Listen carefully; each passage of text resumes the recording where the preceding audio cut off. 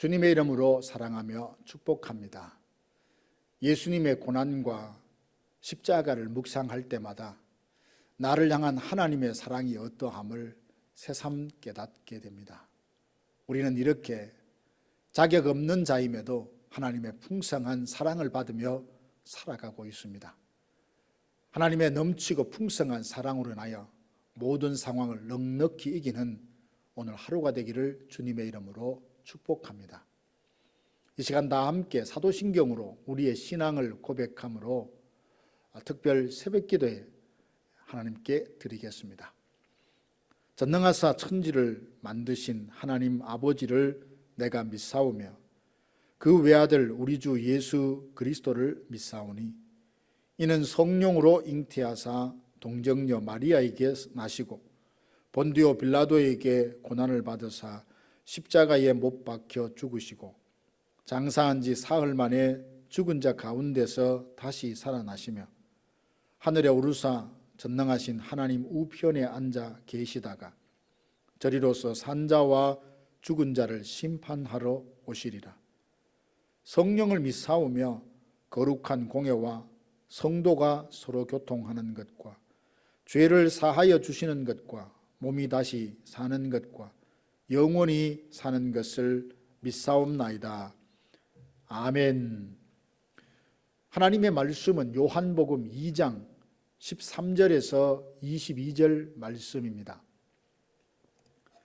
유대인의 유월절이 가까운지라 예수께서 예루살렘으로 올라가셨더니 성전 안에서 소와 양과 비둘기 파는 사람들과 돈 바꾸는 사람들이 앉아 있는 것을 보시고 노끈으로 채찍을 만드사 양이나 소를 다 성전에서 내쫓으시고 돈 바꾸는 사람들의 돈을 쏟으시며 상을 엎으시고 비둘기 파는 사람들에게 이르시되 이것을 여기서 가져가라.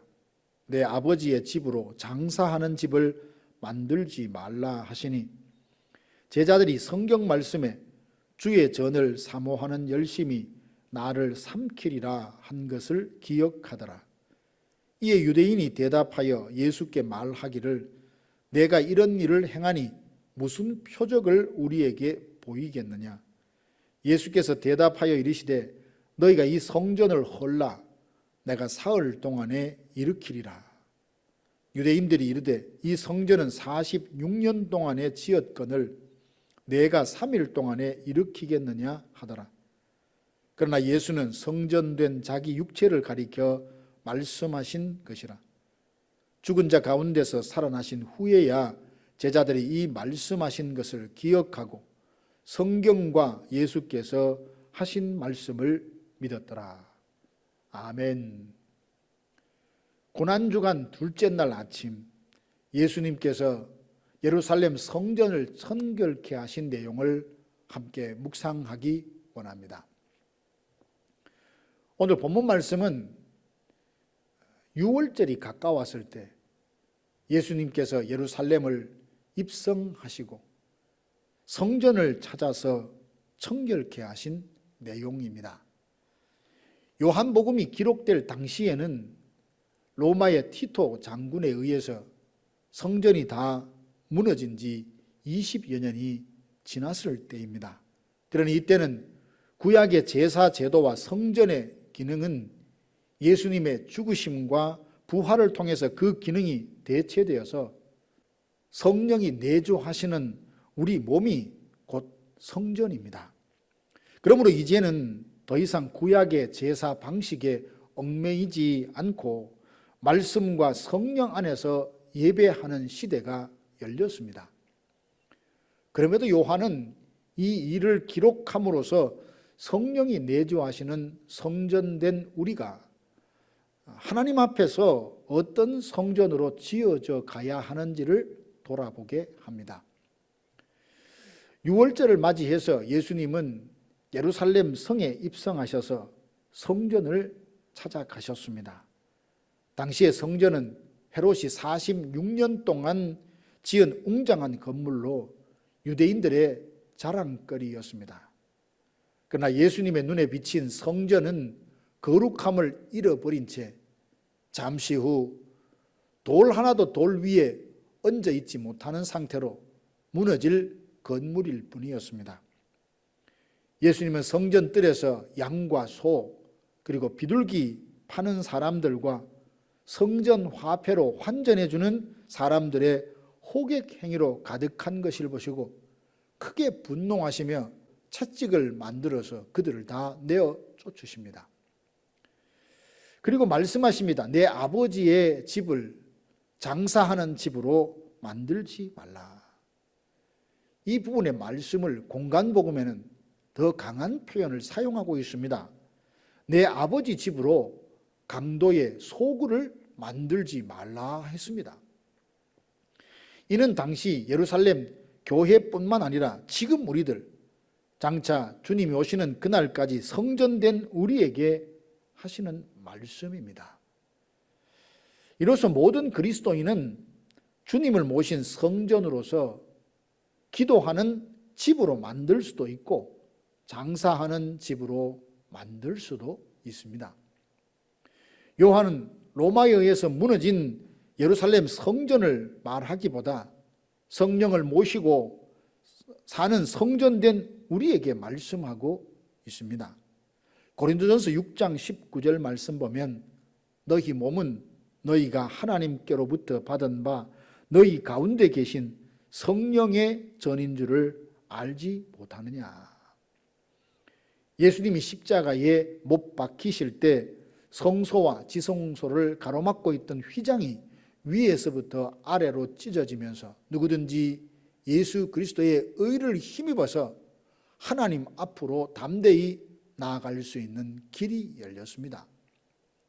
그래서 사도 바울은 예수님을 믿고 성령이 그 안에 내주하시는 성도가 곧 성전이며 누구든지 은혜의 보좌 앞에 담대히 나아가 때를 따라 돕는 은혜를 입게 되었다고 말합니다.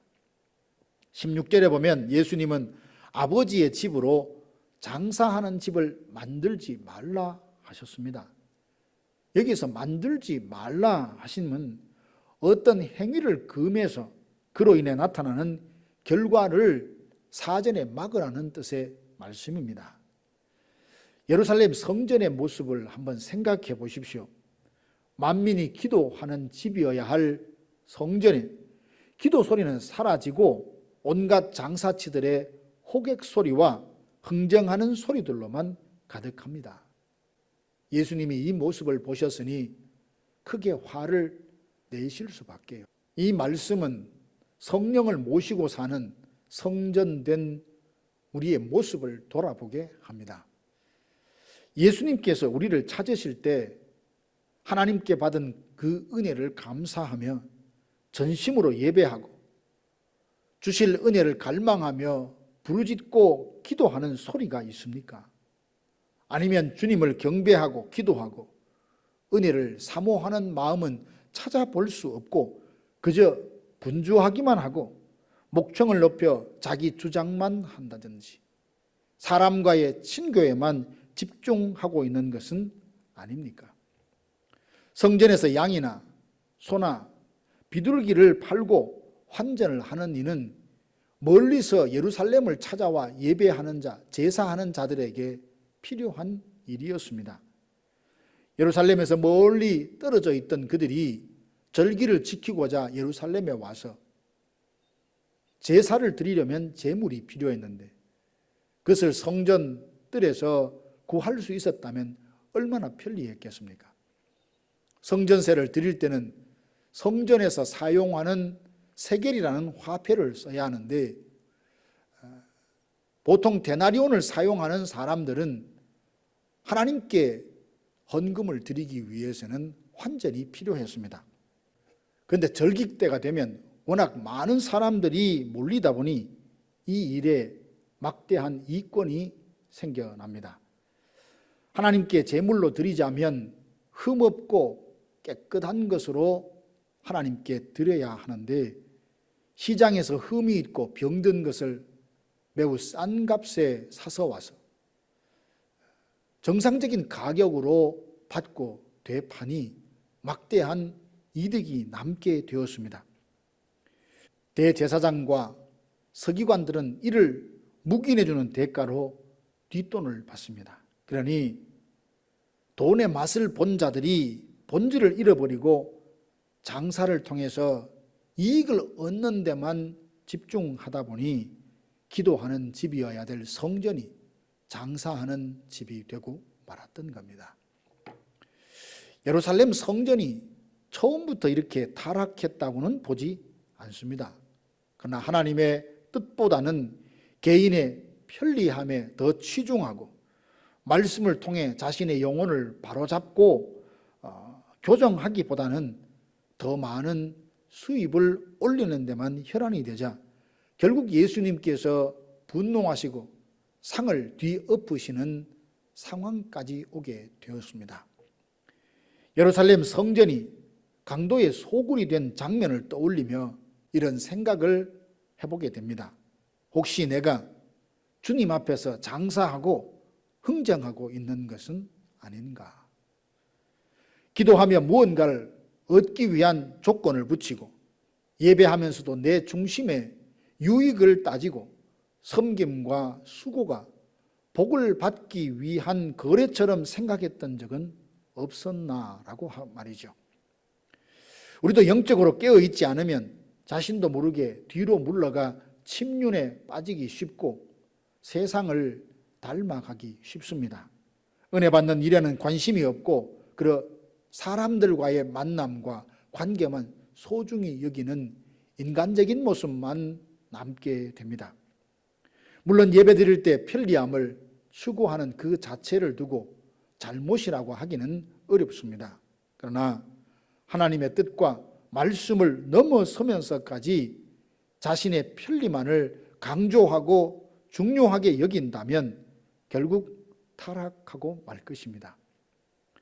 믿음의 장성한 자가 되어서 선악을 분별하려면 단단한 음식, 즉 지각을 사용하여서 평탄한 길보다는 좁은 길, 면류관보다는 십자가, 그리고 섬김을 받기보다는 헌신하고 충성하라는 주제를 소화해내야 강인한 그리스도의 군사로 무장할 수 있습니다. 먹기 좋다고 죽만 먹는다면 어찌 힘을 쓸 수 있겠습니까? 사랑하는 성도 여러분, 예수님께서 성전을 청결케 하신 이 사건을 묵상하면서 성령을 모시고 있는 성전된 나 자신이 기도하는 집인지 장사하는 집으로 변하고 있는 것은 아닌지 돌아보십시다. 다윗은 주의 전을 사모하는 열심이 나를 삼킬 것이라 했습니다.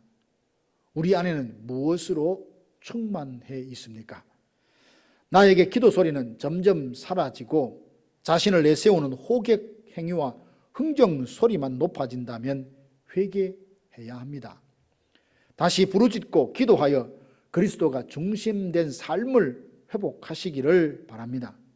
주님의 주권을 인정하는 믿음이 충만하고 하나님의 은혜로 충만하게 되어서 날마다 하나님의 임재가 있고 주를 찬송하는 소리로 가득한 성도들이 되시기를 주님의 이름으로 축원합니다. 사랑하는 성도 여러분, 고난주간에 우리 스스로에게 질문해 보십시다.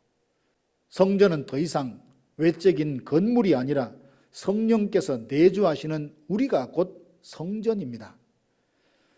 성전된 지금 우리의 모습은 기도한 집으로서 기능이 살아 있습니까? 예배자로 성전을 찾고 있습니까? 아니면 무언가를 얻기 위해 하나님을 찾고 있습니까? 내 삶은 과연 성령의 인도하심을 따르고 있습니까? 혹시 장사하는 집, 강도의 소굴로 변해가고 있는 것은 아닙니까? 오늘 거룩함을 회복한 성전, 성령이 주인 되시는 삶을 소망하며 다 같이 마음으로 이렇게 고백하십시다. 주님, 제 마음을 성령께서 다스려 주시고 저를 거룩한 성전으로 회복시켜 주옵소서. 아멘. 다 함께 기도하겠습니다. 하나님 아버지, 거룩함을 잃어버리고 장사치의 소굴이 되어버린 성전을 보시고 분노하신 예수님을 봅니다. 주의 전을 사모하는 열심으로 충만했던 예수님께서 성전을 청결케 하시고 거룩하게 하신 것을 봅니다. 하나님, 주님께 부르짖는 소리가 내 안에서 사라지고 내 욕심을 만족시키기 위해 흥정하고 거래하는 데만 집중하며 살고 있다면 멈추게 하여 주시옵소서. 이런 미련함을 회개하오니 용서하여 주옵소서. 내 안에서 거래를 멈추게 하여 주옵소서. 주님, 예수님의 보혈로 내 영혼을 깨끗하게 씻어 주시옵소서.